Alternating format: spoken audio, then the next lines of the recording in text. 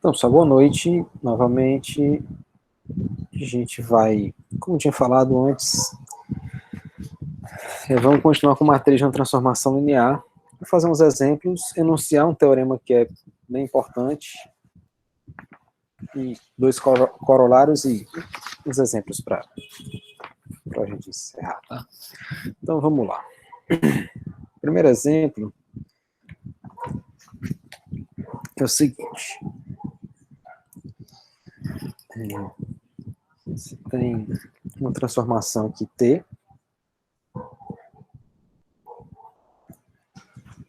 de R3 em R2, transformação linear, que tem essa expressão aqui, T de x, y, z, é x menos 2y, x mais y menos 3z. Ele pede para encontrar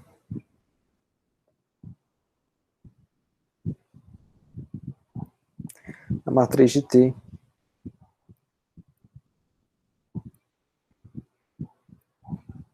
nas bases canônicas.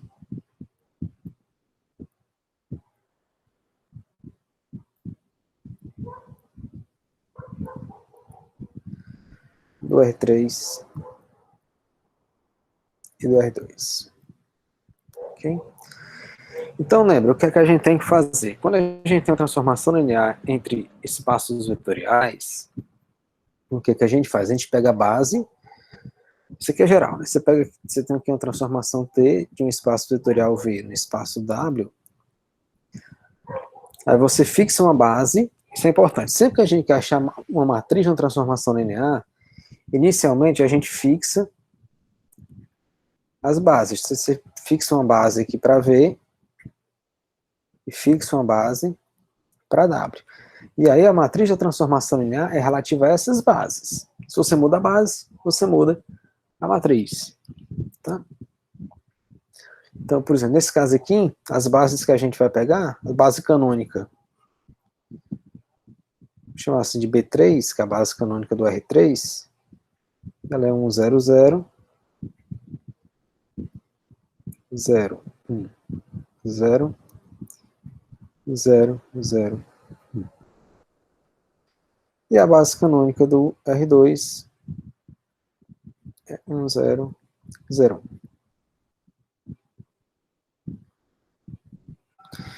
1. Então, eu quero calcular a matriz dessa T com relação a essas bases aqui. Ok? Isso aqui são as que chamam de base canônica, do R3 e do R2. Então, lembra, quando você... Então, como é que a gente encontrava essa matriz? Deixa eu botar aqui B3 e beta 2. Não tem uma notação padrão para isso não, tá? Então, isso aqui...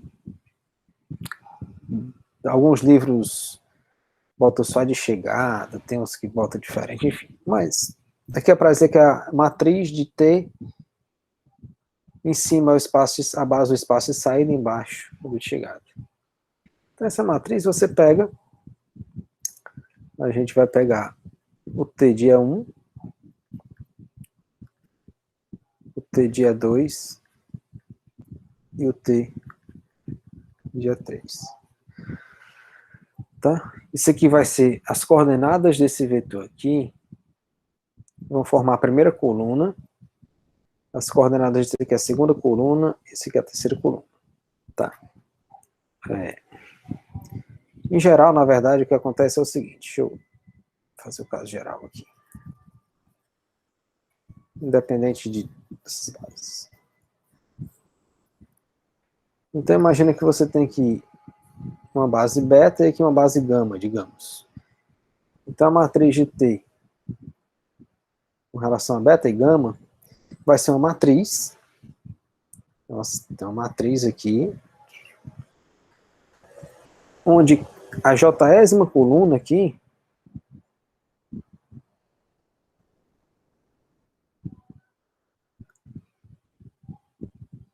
ela vai ser dada pelo T atuando em VJ, onde VJ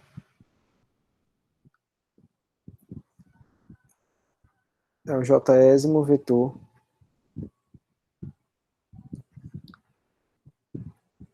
da base beta, nesse caso aqui.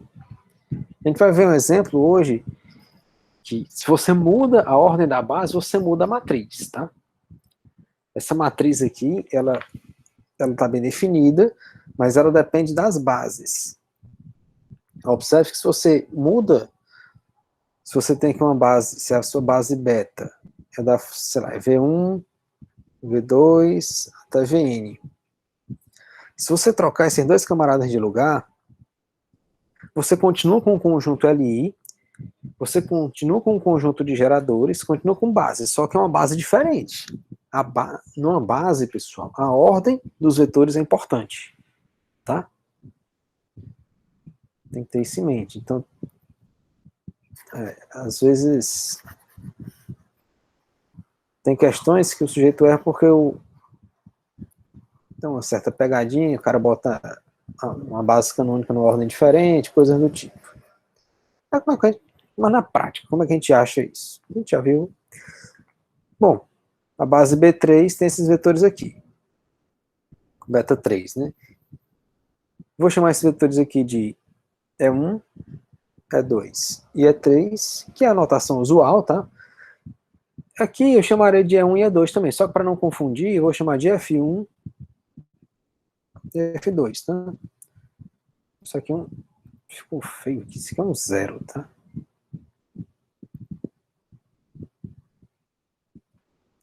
Então, o que é que a gente faz? O primeiro passo para encontrar a matriz é calcular a transformação T dos vetores da base. Então, a gente vai calcular o T de E1, que é o T de 1, 0, 0. Pela definição da T, olha quem é a T, é x menos 2y, x mais y menos 3z. Então, vai ser a primeira coordenada é x menos 2y. Então, é x, que é 1, menos 2y, que é 0. E a segunda coordenada é x mais y menos 3z, ou seja, 1 mais 0 menos 3 vezes 0. E esse vetor aqui dá... Aqui é 2 vezes 0, tá? Não é 20 não, tá? Dá 1. E aqui dá 1. Ok? Quem é que é o T de A2? É o T de 0, 1, 0. Primeira coordenada é x menos 2y. Agora o x é 0, ó. Menos 2 vezes y, que é 2 vezes 1. A segunda coordenada é x, que é 0, mais y, que é 1, menos 3z. 3 vezes 0. Okay?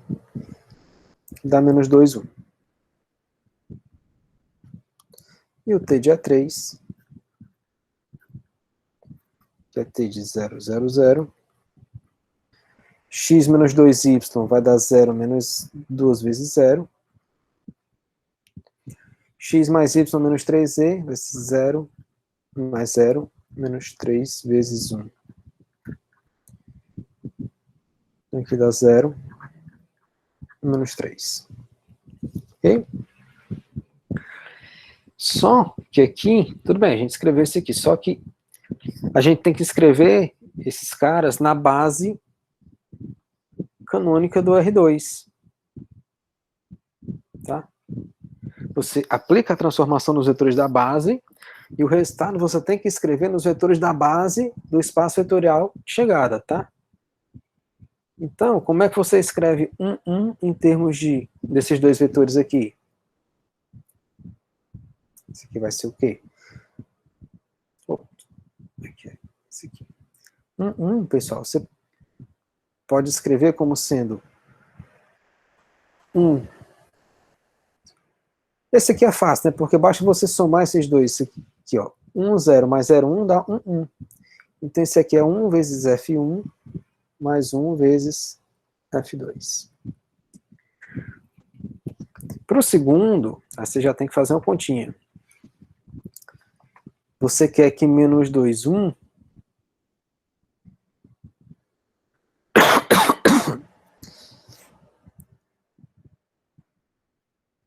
Aliás, desculpa, que eu já estou pensando no outro exemplo. Menos 2, 1, em termos desses vetores 1, 0 e 0, 1, é menos 2 vezes F1, mais 1 vezes F2. E esse aqui vai ser 0 vezes F1, menos 3 vezes F2. Isso é fácil vocês verificarem, tá? Portanto, pessoal, a matriz de T, nessa base beta 3, beta 2, ela vai ser o seguinte. Deixa eu fazer aqui embaixo, tá? Um pouquinho mais abaixo aqui. Então, a matriz de T vai ser uma matriz aqui, ó. A primeira coluna vai ser dado por esse vetor aqui. Vai ser 1, 1. A segunda coluna, por esse aqui. Menos 2, 1. E a terceira por esse. É 0, menos 3. Então, essa é a matriz. Observe que é uma matriz, ela tem duas linhas, 3 colunas, né? Uma matriz 2 por 3. A dimensão do espaço de chegada lhe dá a quantidade de linhas da matriz, e a dimensão do espaço de saída lhe dá a quantidade de colunas. Tá? Por que isso? A quantidade de colunas é igual à quantidade de vetores da base do espaço de saída. Ó, esse aqui é o T aplicado, esse aqui, ó, esse vetor aqui, é o T dia 1. Esse outro aqui é o T dia 2. O outro é o T dia 3. Então, a quantidade de colunas da matriz é a quantidade de vetores do espaço de saída. E a quantidade de linhas, a quantidade de vetores do espaço de chegada, dimensão do espaço de chegada. Tá? Isso tem a ver, que a gente vai ver depois, com o que a gente chama de espaço linha e espaço coluna, tá? O oposto da matriz. Eu vou falar depois para vocês. Ok? Agora, pessoal, eu quero fazer a mesma coisa, só que agora eu vou considerar a seguinte base.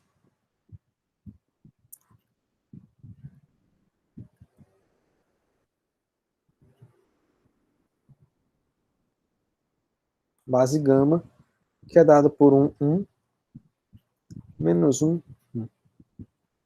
Tá? Aqui, só uma observação. Vou fazer um desenho assim aqui. Aqui, no primeiro exemplo, pessoal, você tem aqui o R2, tá? Plano cartesiano. O E1 é esse vetor aqui, esse vetor unitário aqui na direção do vetor x, do eixo x, e o E2 é esse vetor unitário aqui na direção do eixo y. Só que agora eu quero considerar uma outra base. A base que eu quero agora é 1, 1, menos 1, 1. Essa base aqui, pessoal, vai ser essa aqui, ó. 1, 1. Vai ser esse vetor aqui.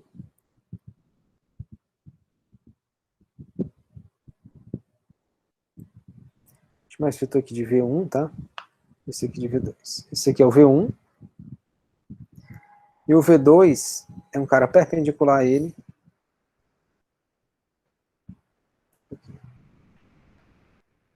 Esse aqui é o V2. Ou seja, o V1 é como se eu tivesse pego a base canônica e tivesse feito uma rotação de 45 graus. Tá?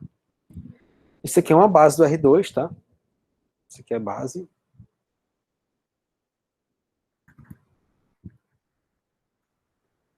Isso aqui é base do R2. Agora eu quero... Pera. Agora eu quero saber a matriz de T com respeito à base canônica do R3 e essa base gama do R2. Então você faz a mesma coisa. O procedimento é exatamente o mesmo. Agora eu quero encontrar T respeito a essa base beta 3 e essa base gama. Bom, pessoal, a gente já sabe quem é o T dia 1, o T dia 2 e o T dia 3. A conta é a mesma. A transformação não mudou. Então, a gente já sabe que o T de E1, ele tem a expressão aqui, 1, 1. Só que eu tenho que escrever esse vetor aqui do R2 em termos desses vetores aqui, ó. V1 e V2. Observe que esse aqui já está aqui, ó. Então, você pode escrever esse aqui como sendo 1 vezes V1 mais 0 vezes V2. Por quê? Porque esse aqui já é o V1, ó. Então, esse aqui é 1 vezes esse vetor mais 0 vezes esse. Nesse caso é simples. T de E2. O T de E2, pessoal, a gente fez a conta, é menos 2, 1. Você quer escrever esse vetor aqui em termos de V1 e V2. Então, esse aqui tem que ser A vezes V1. Deixa eu escrever aqui. Tá? Esse aqui tem que ser A vezes V1, que é 1, mais B vezes V2, que é menos 1, 1. Ok? Bom, aqui você tem uma igualdade vetorial. Você pode transformar essa igualdade vetorial em duas igualdades escalares. É só você comparar coordenada a coordenada. Então você vai ter aqui, ó, essa igualdade vetorial. Isso aqui é uma igualdade vetorial, tá? Estou comparando vetores. Isso é equivalente a dizer que A vezes 1, que é A, mais B vezes menos 1, que é menos B, ou seja, A menos B é igual a menos 2, e que A mais B tem que ser igual a 1. Então, essa igualdade vetorial você transformou em duas igualdades escalares, um sistema de ordem 2. Então, você resolve esse sistema. Bom, para resolver esse sistema é simples, né? Basta você somar as duas equações. Tá? Se você somar as duas equações, você vai ficar com 2A, o B vai cancelar, menos 2 mais 1 dá igual a menos 1. Portanto, A é igual a menos 1 meio, tá? E o B vai ser igual a 3 meios. Tá? Isso mesmo? Isso. Ok?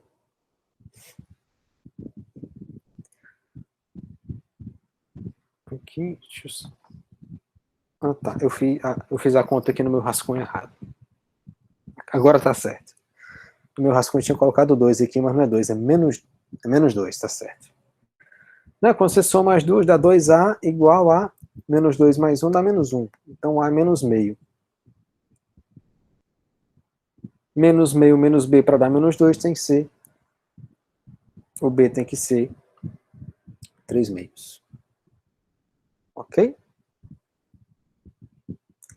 Então, isso aqui fica menos 1 meio desse camarada aqui, que é o V1, mais 3 meios, que é o B, vezes o V2. Então, agora, para achar o que falta, tem que calcular o T de E3. O T de E3 na nossa conta era 0, menos 3. Isso aqui tem que ser C, que multiplica 1, 1, mais D, que multiplica menos 1, 1. Esse vetor aqui tem que ser escrito nessa base. E você resolve de novo um sistema similar. Isso aqui é equivalente a você dizer que C menos D é igual a 0. E que C mais D é igual a menos 3. Daqui a gente conclui que C é igual a D, por essa primeira equação. E na segunda a gente conclui que ambos são iguais a menos 3 meios. Ok?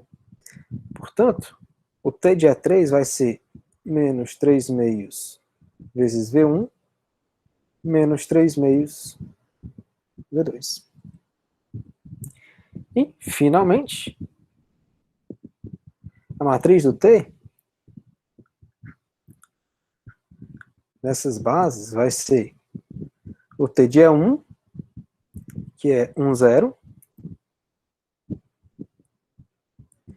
T de E2, que dá menos 1 meio, 3 meios. E o T de E3, que dá menos 3 meios, menos 3 meios. Então, ó, isso aqui é com relação a beta 3 e gama.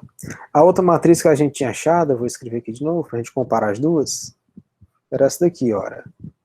1, 1, menos 2, 1, 0, menos 3. Tá? Observe que essas duas matrizes não tem que guardar relação nenhuma. Elas vão ter uma relação que a gente vai ver depois, mas a princípio não tem nada que diga que uma tem a ver com a outra, tá? A gente vai ver depois que vai ter sim. Tudo bem? Vamos para o próximo exemplo aqui. No próximo exemplo eu preciso de mais espaço. Eu vou excluir aqui. E escolher essa também. Tomara que ele não trave hoje. Ontem travou pra caramba. O segundo exemplo, pessoal.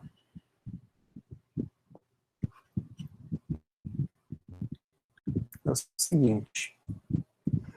Eu vou chamar de PJ. É o espaço vetorial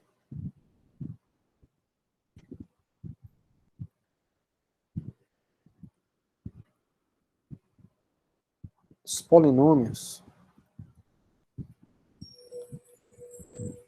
de grau menor ou igual a J.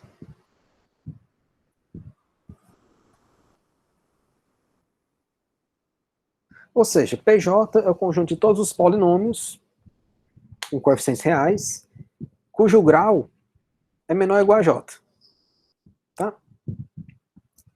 E eu vou considerar o seguinte operador. Operador D, que vai aparecer mais na frente, no outro exemplo, de P3 em P2.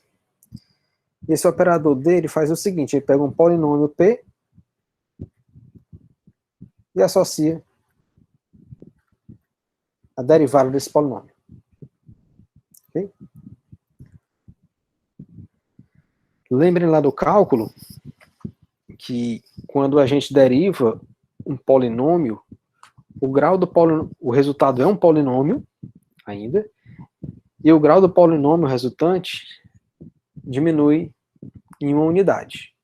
Então, se você tem um polinômio de grau 2021, quando você deriva, o resultado é um polinômio de grau 2020.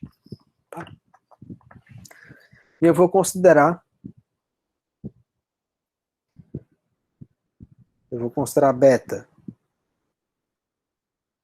1, x ao quadrado, x ao cubo, base de P3, e a base gama como sendo 1, x quadrado, base de P2. Tá? Ok? Por que isso é base, pessoal? Bom, esse conjunto aqui, bom, é claro que cada camarada desse aqui é um polinômio de grau menor ou igual a 3, né? Ok? Isso aqui vai ser uma base, pessoal. Se você pegar uma combinação linear desses camaradas, imagine que você tem aqui uma combinação linear, vou pegar aqui da gama aqui, para a gente escrever um pouquinho menos. Então, por que isso aqui é base? Vou mostrar aquele LI, que gera, é claro que gera. Então, pega uma combinação linear desses caras dando zero, ou seja, suponha que zero é igual a A mais BX mais CX ao quadrado. Peguei uma combinação linear, aqui A vezes 1, né? Peguei uma combinação linear desses vetores aqui, 1, x ao quadrado, supondo que é zero. Tá? Como é que eu mostro que o A, o B e o C tem que ser zero? Ora, pessoal, Só que eu estou dizendo que isso aqui é o polinômio identicamente nulo. Tá? Ou seja, a mais bx mais c ao quadrado tem que ser zero para todo x real. Isso aqui, pessoal, um polinômio de grau 2, que se anula em todo lugar, né? A única maneira disso acontecer é que os coeficientes dele sejam todos iguais a zero.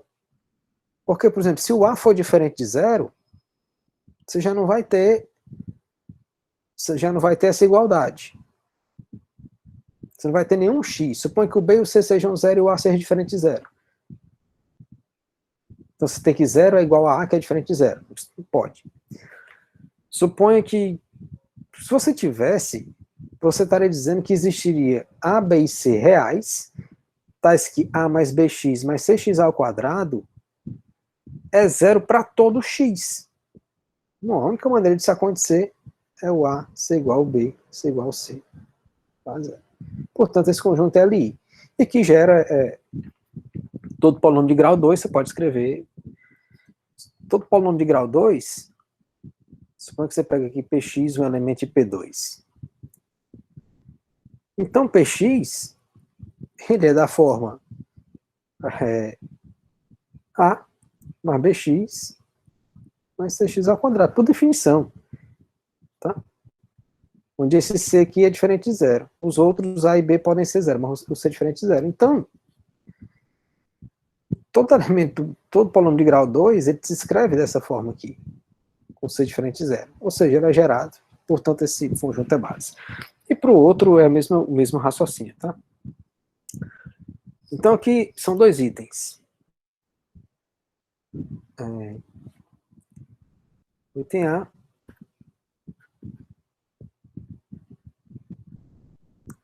pede para encontrar a matriz de D relativamente à base beta e à base gama. E no item B, pede para encontrar a matriz de D com respeito à base beta' e gama, onde a base beta' é dada por x3, x2, x. Ou seja, a base beta' ela está na ordem contrária da base beta. Em termos de conjunto, beta e beta' são iguais, em termos de conjunto. Em termos de base, são diferentes, porque lembra que eu falei que base, numa base, a ordem dos elementos é importante. A ordem conta. Tá? Então, vamos fazer a continha aqui. Então, o que é que a gente tem que fazer? A gente tem que encontrar o item A. Vamos fazer essa conta aqui. Aí vamos calcular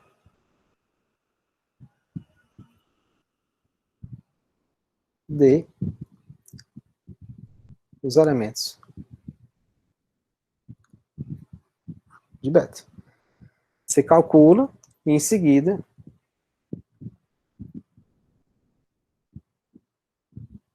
escrevê-los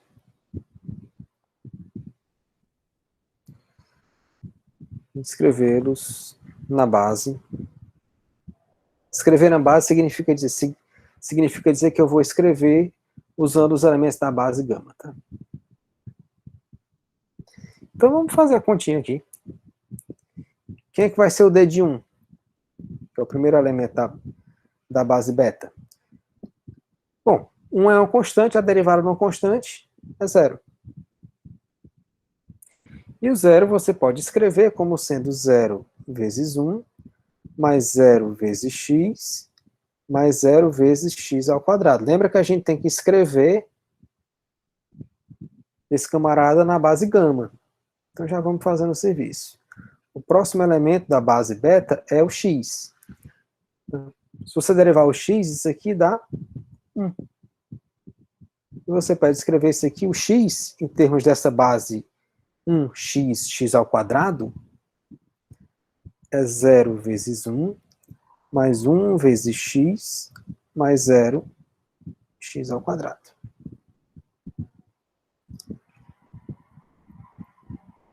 o D atuando em x2, a derivada de x2, que é 2x. 2x, quando você escreve na base gama, fica 0 vezes 1, mais 0, desculpe, mais 2 vezes x,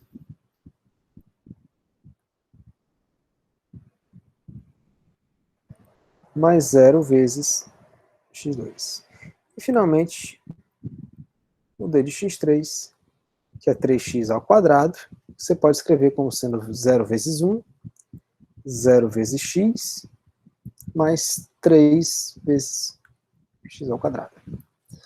Portanto, meus amigos, essas 4 informações aqui, isso aqui me diz o quê? Que a matriz de D, relativa à base beta e à base gama, vai ser o quê? Vai ser 1, 0, 0, desculpe, 0, 0, 0, tá? Esse 0, 0, 0. Esse camarada aqui corresponde à primeira linha. Desculpa, à primeira coluna. O dx vai corresponder à segunda coluna. Vai ser 0, 1, 0.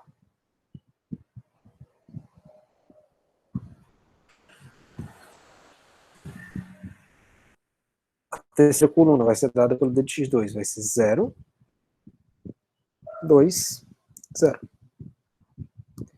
E a última coluna vai ser 0, 0, 3.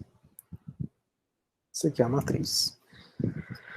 O espaço de saída, isso aqui é uma matriz que tem 3 linhas, 4 colunas, é uma matriz 3 por 4. Né, ó. O P3 tem dimensão 4. Ó.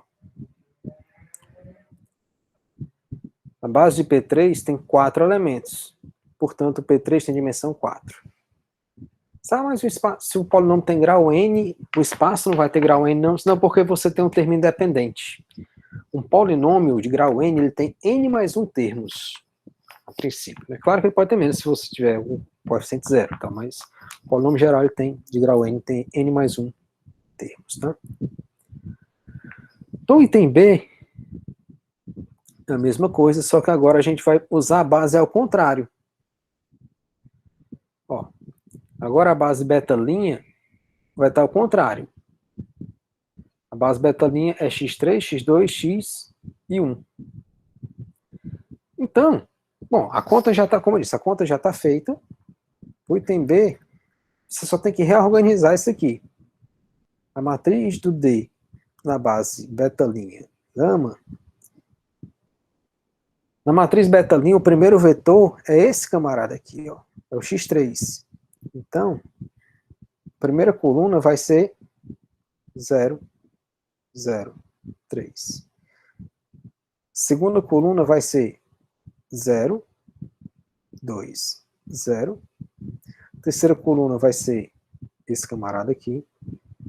Então vai ser 0, 1, 0. E finalmente, a última coluna, quarta coluna, vai ser 0, 0, 0. Então, observa aqui o seguinte, pessoal. Como a gente só mudou a ordem dos termos, a gente não mudou os vetores da base, a gente só mudou a ordem. Então, o que acontece com a matriz?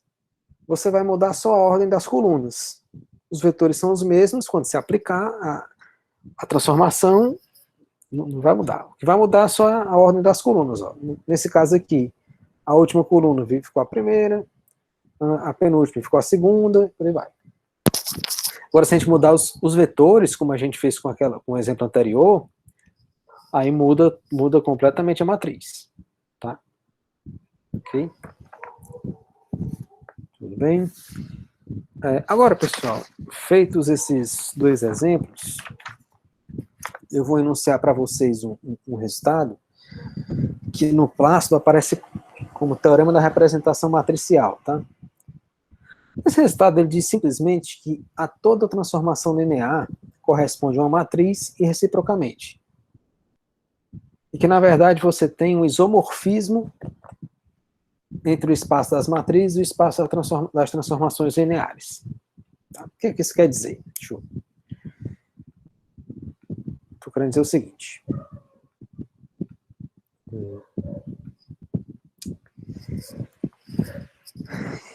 Imagina que você tem, eu vou denotar por L de VW, o conjunto de todas as transformações lineares T de V em W.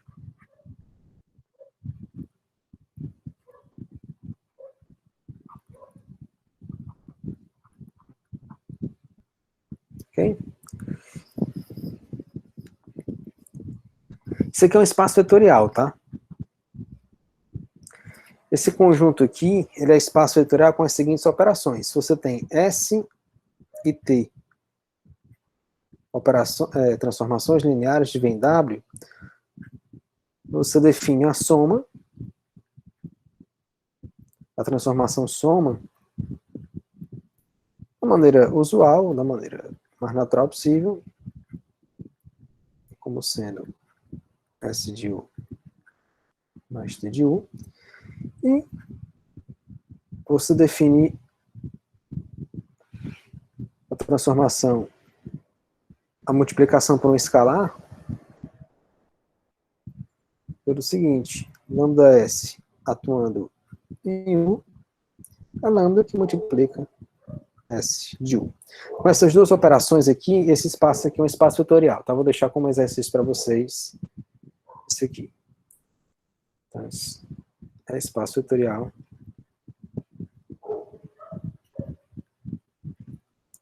com as operações abaixo.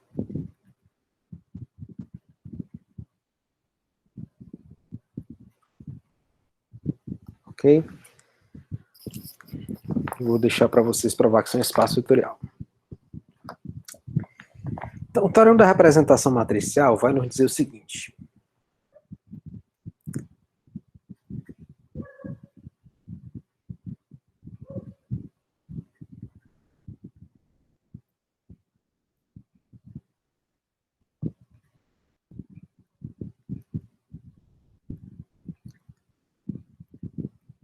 Esse teorema está enunciado lá no Plácido, tá? Diz o seguinte, sejam... Aqui, pessoal, eu estou considerando os espaços de dimensão finita, né? Os espaços, o V e W são espaços vetoriais de dimensão finita. Senão a coisa pode desandar. Então, sejam V e W espaços vetoriais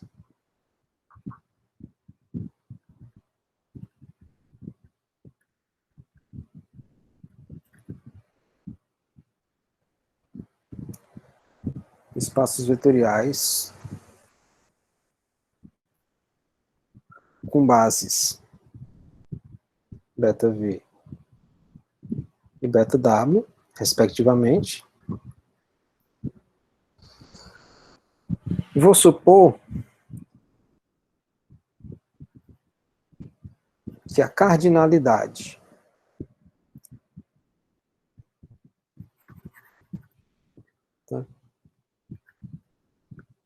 Vamos supor que a quantidade de elementos da base V, da base de V, é N, e a quantidade de elementos da base W é M.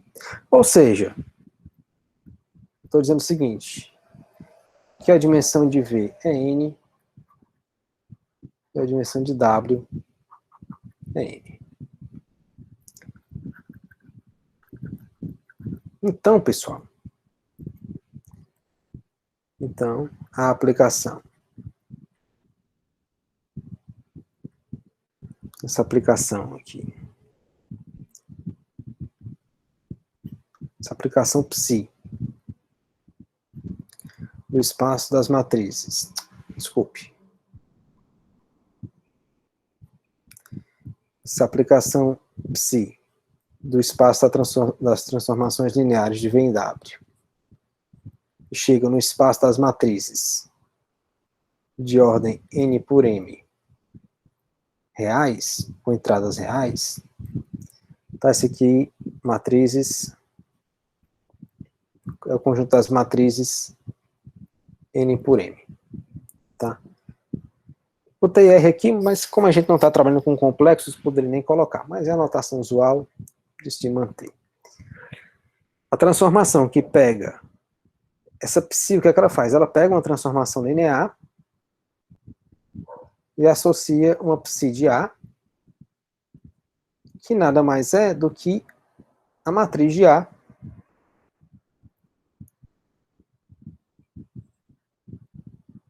nessas bases. Ou seja, a psi ela pega uma transformação linear e associa essa transformação à matriz dessa transformação. As bases beta V e beta W estão fixadas, então isso não tem problema. Isso aqui está bem definido, tá? Essas bases aqui, então, escolhi uma base para V e uma base para W. Uma vez que estão fixadas, para qualquer transformação linear A de V para W, existe uma matriz associada a ela. Tá? Então, essa aplicação aqui, pessoal, é um isomorfismo.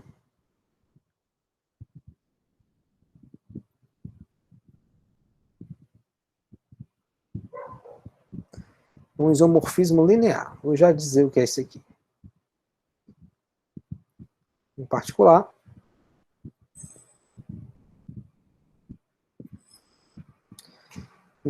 vale o seguinte: a dimensão do espaço das transformações lineares de V em W é igual a M vezes N, que é dimensão de V, dimensão de W vezes dimensão de V. O que isso quer dizer, pessoal? Isomorfismo, pessoal, a gente já falei isso para vocês, nunca é demais relembrar. O isomorfismo é uma transformação linear que é injetível e sobrejetiva, ou seja, uma bijeção linear. Tá? Isso quer dizer o seguinte, pessoal, esse resultado ele é muito importante pelo seguinte, porque está dizendo que a cada matriz, observe que aqui, tudo bem, uma vez que você fixou os espaços V e W, você está fixando as dimensões, então você está fixando o N e o M. Imagina uma matriz, sei lá, 7 por 12. Escolha, imagina que você está entediado e escreve uma matriz 7 linhas, 12 colunas. Essa matriz corresponde a uma transformação linear de um espaço de dimensão 12 no espaço de dimensão 7. Tá? E a gente já sabe, a transformação linear corresponde a uma matriz. A gente não sabia a volta, agora a gente sabe. Dada uma matriz, existe uma transformação linear que corresponde àquela matriz. Tá? A demonstração é bem técnica, não vou fazer para vocês. Tá? Dois corolários desse teorema são os seguintes. É que quando você pega a composição de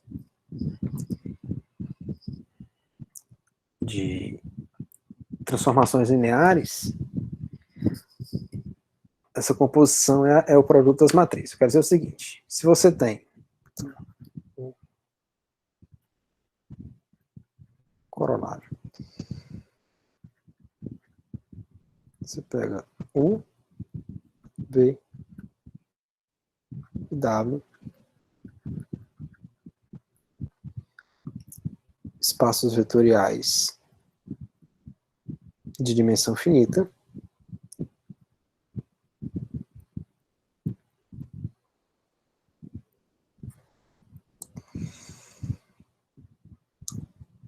com bases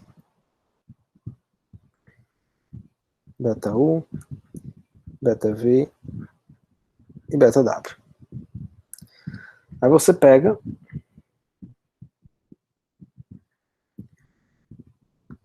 uma transformação T de U em V e S de V em W. transformações lineares. Então, a matriz dessa composição, com respeito às bases beta ou beta W, vai ser o produto da matriz de S, com respeito beta V e beta W, pela matriz de T, desculpe,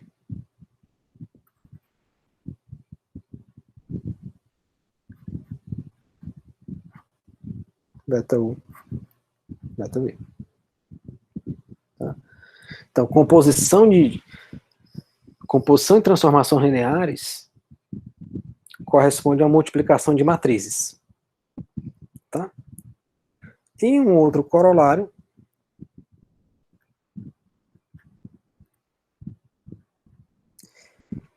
que diz o seguinte: se você pega T de V e W, uma transformação linear,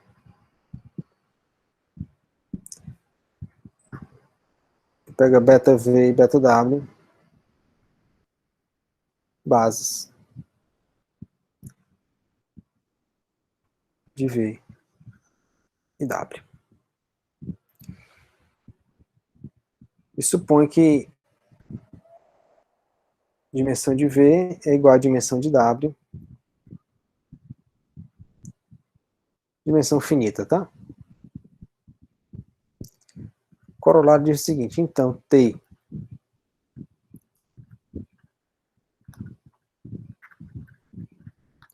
é invertível se e somente se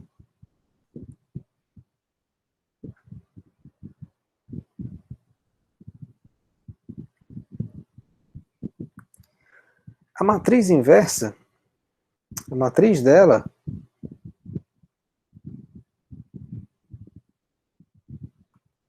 for invertível.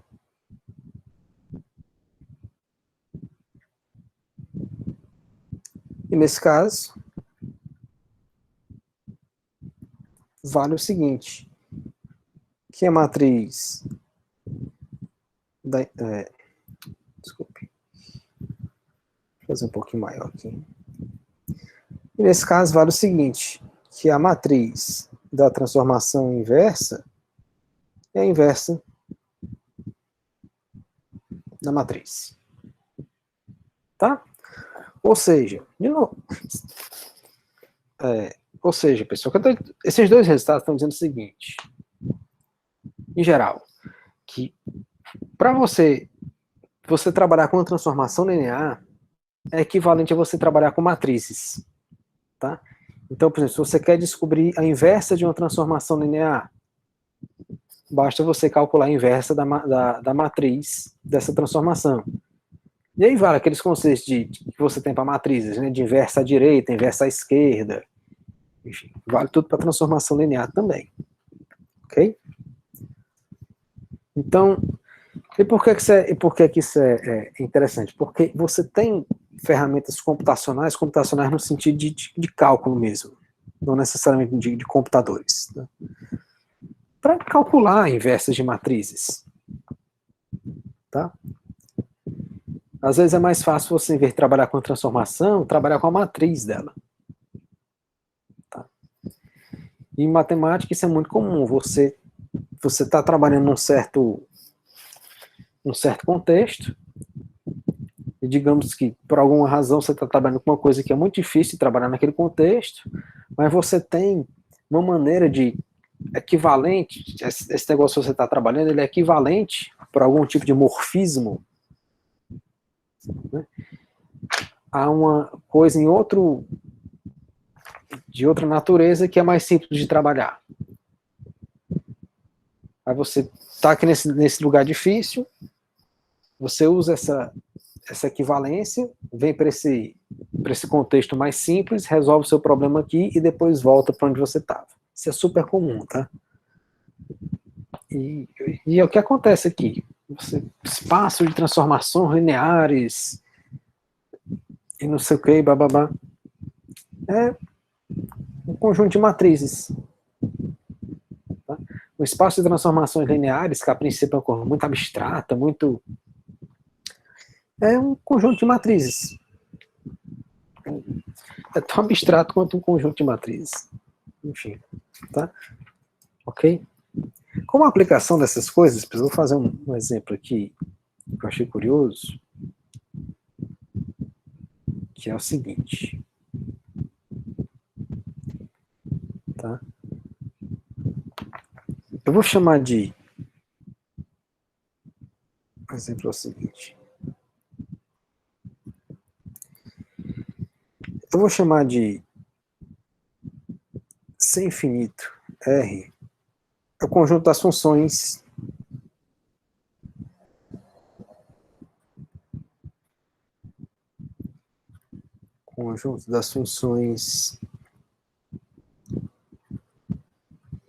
infinitamente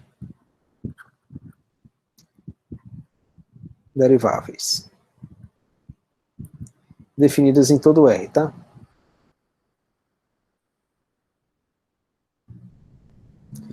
Ou seja, se você pega uma função f que está nesse conjunto aqui, significa dizer duas coisas, que f está definida na reta toda, e que eu posso, que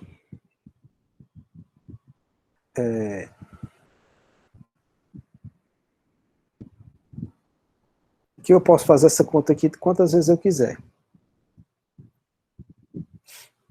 De dj de f, eu só quero usar a notação de derivada parcial. J existe e é contínuo para todo J. Ou seja, conjunto das funções que você pode derivar quantas vezes você quiser, e essas derivadas são sempre contínuas. Tá? Se você quiser derivar a ordem 1 milhão, 1 bilhão, 1 elevada a 10 elevada a 80, 200, se você quiser, vale, tá tudo derivado. Tá. E eu vou considerar o seguinte conjunto, seja W, o span,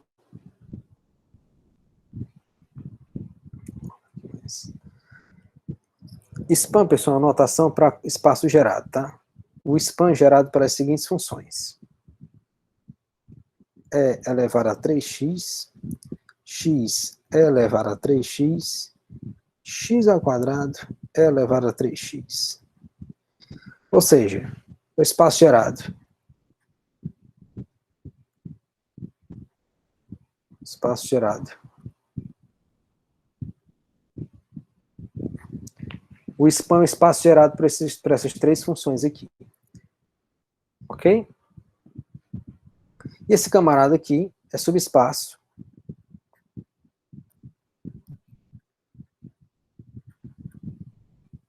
de C infinito R. Tá? Essas funções aqui são de classe C infinito, tanto essa ou essa. Quando a função tem essa propriedade, a gente diz que ela é de classe C infinito. Tá? E eu vou considerar o seguinte operador linear. D, que é aquele que a gente viu, que é a derivação.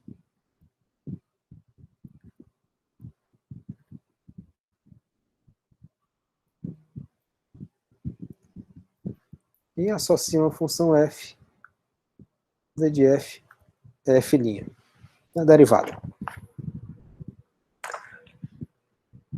Eu quero três coisas. Mostre que o seguinte. Primeiro é mostrar que D restrito a W. Legal. Quero mostrar que D aplica W em W.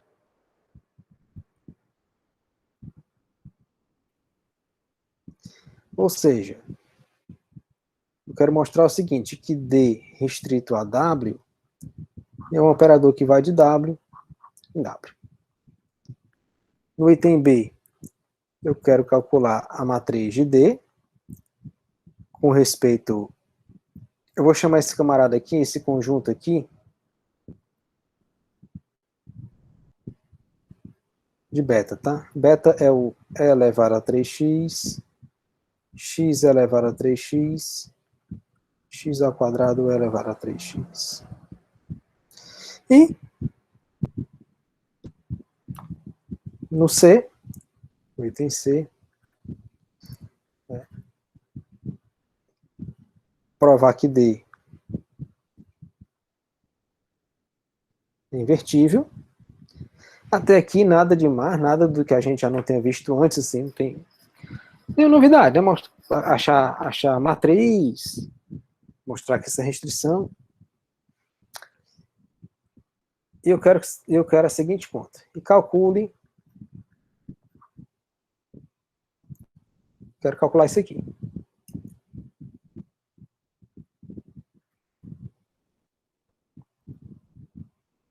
Integral de x ao quadrado elevado a 3x dx. E não é para fazer usando integração por partes, tá? É para fazer usando álgebra linear. Como é que a gente resolve uma integral usando álgebra linear? Eu achei curioso isso aqui. Tem um exemplo bem comum. Tá? Então, vamos lá. A gente tem que... dá para fazer. Em 15 minutos dá para fazer. Tá? Deixa eu...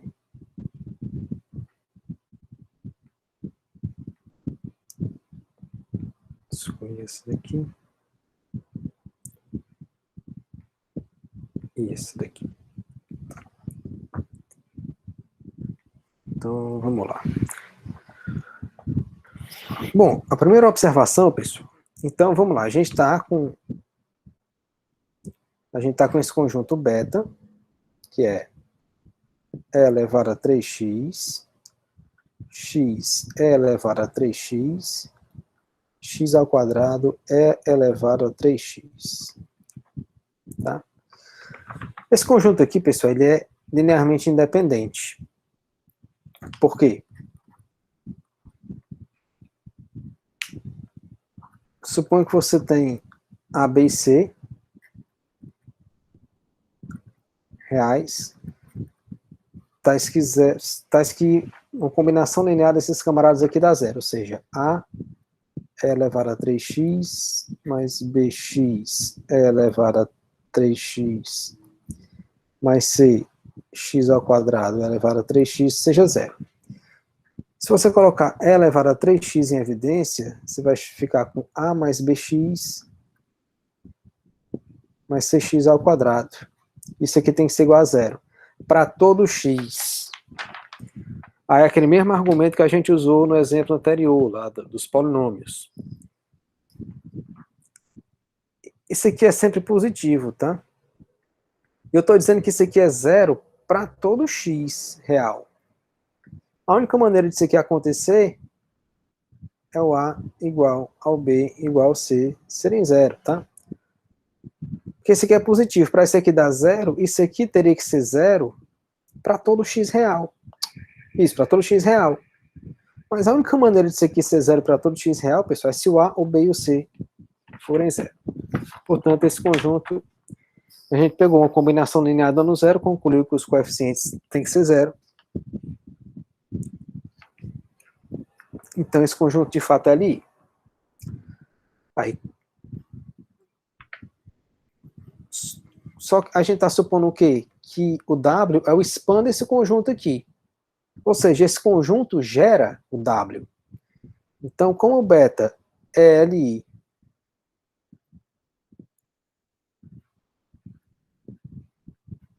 gera W, segue que beta é base de W.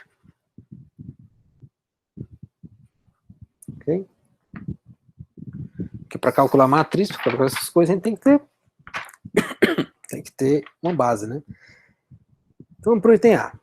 O item A, ele pede para mostrar que D aplica W em W. Então o que é que você tem que fazer? Você pega uma função f em W Se f está em W, é um expande isso aqui, então f é dessa forma. A é elevado a 3x, mais bx é elevado a 3x, mais c, x ao quadrado é elevado a 3x, né? Isso aqui não é base de W? Então, todo elemento de W se escreve como combinação linear dos elementos dessa base. Se você aplicar D em F, pessoal, se você derivar aqui, você vai ter o seguinte. Vai ficar 3A, aqui derivado do produto, né? Só que aqui é uma constante. Então fica, e a derivada, lembra que a derivada de E elevado a 3x é 3E elevado a 3x. Então esse aqui fica 3A E elevado a 3x, mais, aqui deriva o x, então fica, derivado do x com respeito a x é 1, então fica B E elevado a 3x, mais bx, vai ficar 3bx E elevado a 3x, tá? Aqui eu só estou derivado do produto, tá? Derivei x, derivei bx, multipliquei por E elevado a 3x. Derivada de bx é b. Mais bx vezes a derivada de E elevado a 3x, que é 3 elevado a 3x. Então fica 3bx elevado a 3x. Aqui é a mesma coisa, fica derivada de c 2x ao quadrado, fica 2cx ao quadrado, fica 2cx, perdão, é elevado a 3x, mais esse, cx ao quadrado, vezes a derivada desse. Então fica 3cx ao quadrado, é elevado a 3x. Aqui, se você reagrupar, observa o seguinte, ó. Quem é que tem só é elevado a 3x aqui? Ó. Sem x multiplicando. Tem esse e esse. Aqui aparece x, aqui x e x. Então esse aqui é 3a mais b, que multiplica E elevado a 3x, mais, quem é que tem x elevado a 3x? Esses dois aqui, né? Então, mais, fica 3b mais 2c, que multiplica x é elevado a 3x, e o outro termo, que é 3c, x ao quadrado, é elevado a 3x. Bom, pessoal, observe o seguinte, que esse aqui é um elemento de W, né? Por quê? Isso aqui é um número, isso aqui é um número, isso aqui é um número. Eu estou escrevendo D de F como combinação linear dos elementos de beta. Portanto, esse camarada aqui pertence a W. Ou seja, peguei um elemento de W, mostrei que D de F está em W. Isso prova o item A. Para o item B, pessoal,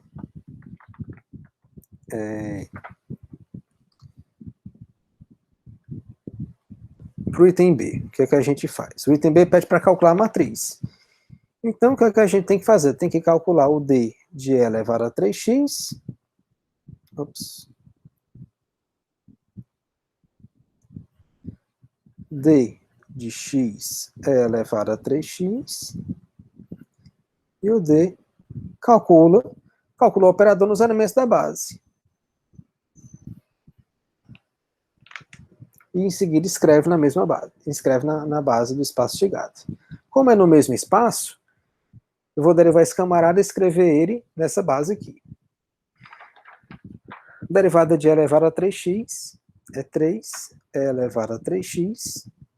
Escrevendo isso na base beta, isso aqui é 3. Aqui, para não ficar confuso, eu vou chamar V1, V2 e V3, tá? São os elementos da base beta. Então isso aqui é 3V1,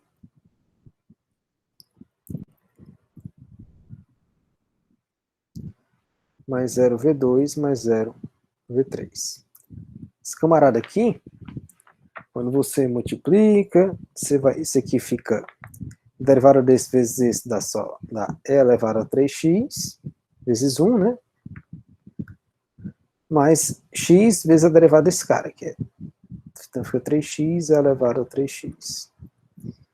Isso aqui dá 1 vezes V1, esse aqui é o V1, e esse aqui é o V2, ó. Mais 3, V2, mais 0, V3. E por fim, derivada de 2x vezes esse camarada, fica 2x elevado a 3x, mais 3x ao quadrado elevado a 3x. Isso aqui fica 0 vezes V1, mais 2 vezes V2, mais 3, V3. Portanto, a matriz do D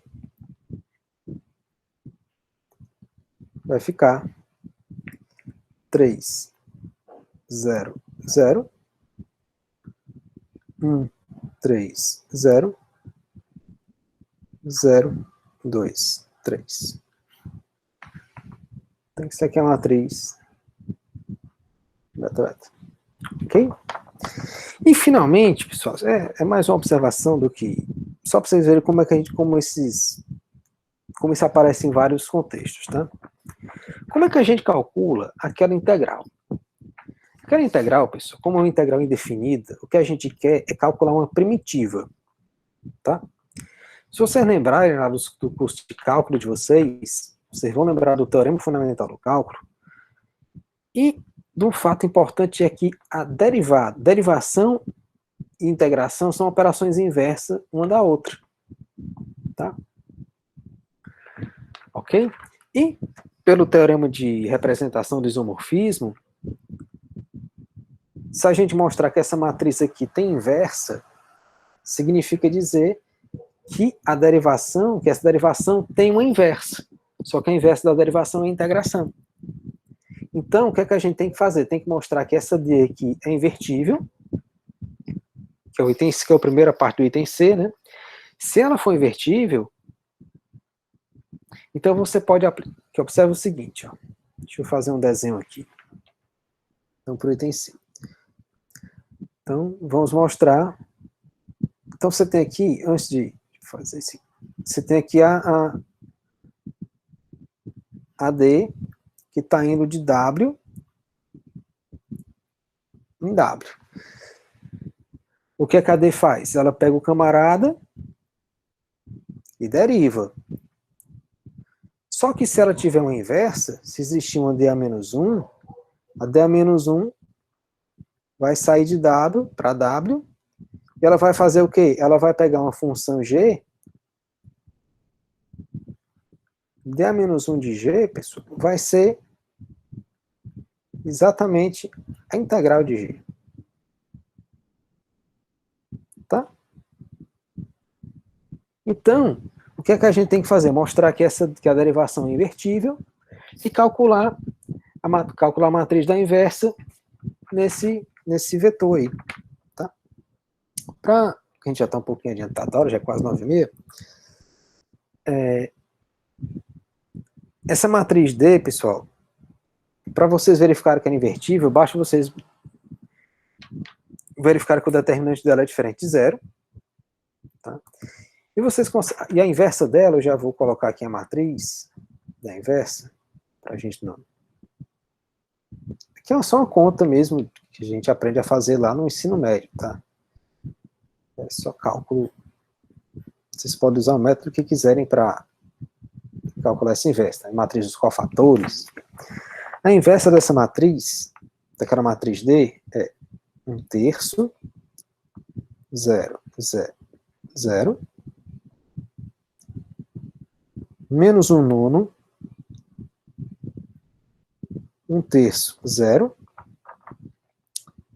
2/27, é isso, menos 2/9 e 1/3. Isso aqui é a inversa daquela matriz D que a gente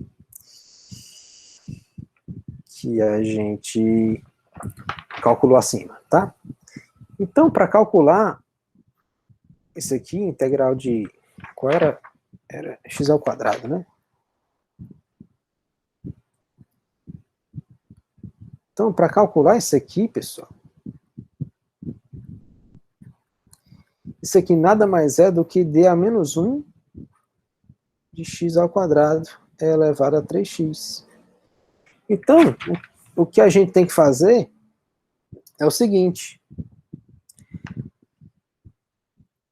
A gente vai escrever, a gente vai pegar, calcular essa matriz aqui, o d a menos 1 aplicado em x ao quadrado elevado a 3x, isso é simplesmente pegar a matriz de d a menos 1 e multiplicar pelas coordenadas desse vetor aqui na base, que vai ser 0, 0, 1, porque esse aqui é um vetor da base beta. Quando você faz essa multiplicação dessa matriz, ou seja, você vai pegar essa matriz aqui, ó, 1/3, 0, 0, menos 1/9, 1/3, 0, 2 sobre 27, menos 2/9, 1/3, você vai multiplicar por 0,01.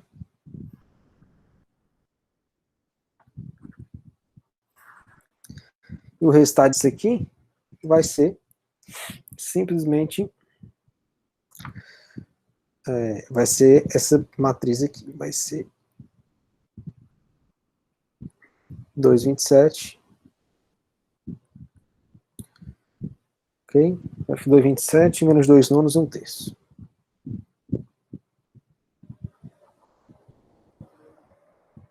Ou seja,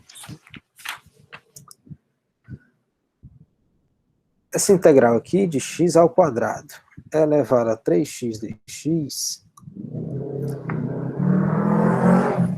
isso aqui são as coordenadas do vetor na base beta. Quando você escreve isso aqui na base beta, fica 2 sobre 27 elevado a 3x, menos 2/9 x elevado a 3x, mais 1/3 x ao quadrado elevado a 3x. Tá? Então, essa integral aqui é dada por isso aqui. Tá? Amanhã eu vou explicar com mais detalhes, tem umas sutilezas aqui. Vou falar adiantado da hora, não vou. Mas aqui só um comentário. Aqui é extremamente importante o fato da derivação ser invertível. Nem sempre isso é verdade, tá? Nem sempre a derivação vai ter uma inversa. Nesse caso, aconteceu de ter inversa, tá? E, como ela tem inversa, em qualquer contexto em que a derivação, vista como aplicação linear, tem uma inversa, você pode calcular integral sem saber, sem fazer aquelas contas de integração, que a gente faz lá no cálculo 2. Então você pode, num certo sentido, fazer cálculo 2 do álgebra linear. Claro que em nem todo contexto, né? Como eu disse, se a derivação não for invertível, se o espaço de funções que você está trabalhando não permitir que a derivação seja invertível, aí não dá, tá? Mas uma aplicação diferente, né, para derivadas, ok? Deixa eu interromper aqui a gravação.